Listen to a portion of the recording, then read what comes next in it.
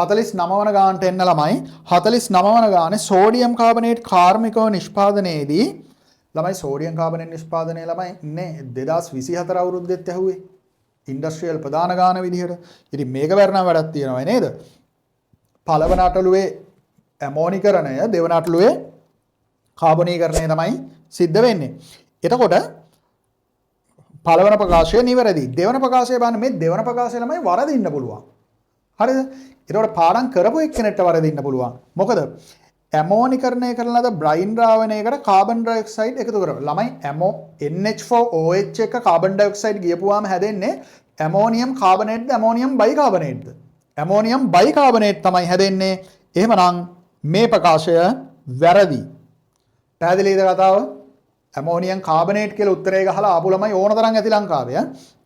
Ammonium carbonate නෙමෙයි ළමයි හැදෙන්නේ ඇමෝනියම් බයිකාබනේට්. එහෙමනම් මේක දෙවන ප්‍රකාශය වැරදි.